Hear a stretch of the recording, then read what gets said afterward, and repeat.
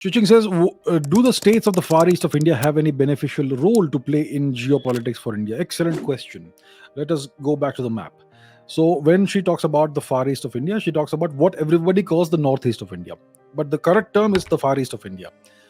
Uh, so, we're talking about the so called Northeast of India, which is seven states: Arunachal Pradesh, Sikkim is also part of it, Assam, Manipur, Nagaland, Tripura, Mizoram, Meghalaya. These states.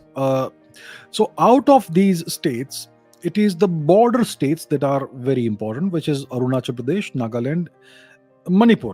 Of course, Tripura also has a border with Bangladesh, but Bangladesh, I don't see it really as a foreign nation. It is a sovereign, independent nation, but they are the same people as us.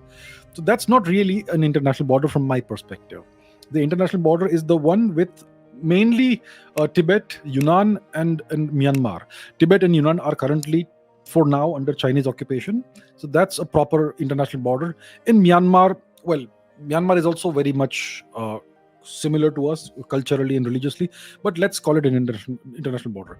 So the Far East of India is, if you look at it geographically, it's actually in a way geographically part of Southeast Asia. That's what it is.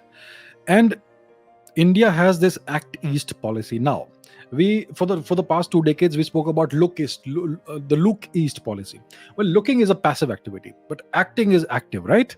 So India now is acting east.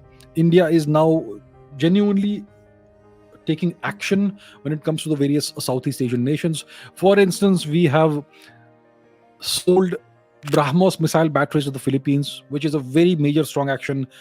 We may be about to sell such such equipment to other nations also. So now we are acting east, and we are acting in a very positive way, which is strengthening the military and economies of these nations. So we have excellent relations with all these Southeast Asian nations, perhaps with the exception of Malaysia. So the far east of India, especially Arunachal Pradesh, Nagaland, and Manipur, are extremely important geopolitically for India, because these three states essentially are going to be India's gateway to Southeast Asia. So I'm not sure what's happening in Nagaland right now. We would like to definitely see roads and railway lines pass through Nagaland into Myanmar, and perhaps also into eventually into Laos.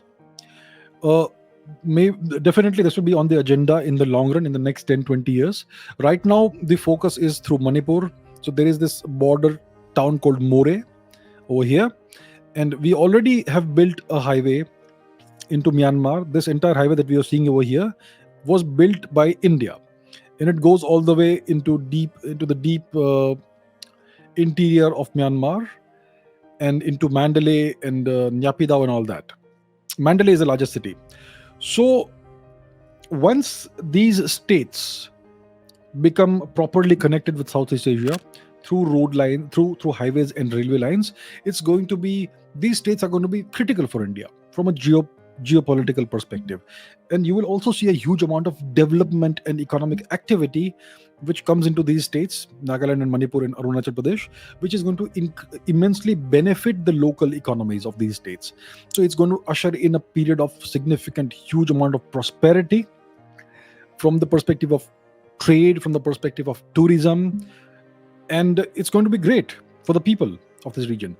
And these are vital states because they are border states, and they are bordering nations that are friendly towards India. So I think the far east of India has a huge amount of untapped potential, not just the economic potential or tourism potential, but the geopolitical potential.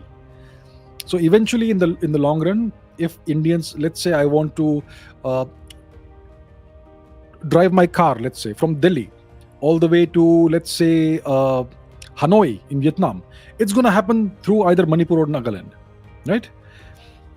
And let's say somebody from these places, let's say from Cambodia or Thailand or Laos or wherever, Vietnam, wants to visit India. Let's say they want to go and visit Bodh Gaya and do the Buddhist pilgrimage tour.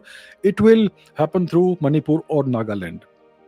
So it's extremely important that these states will be properly developed and given the proper infrastructure for all this.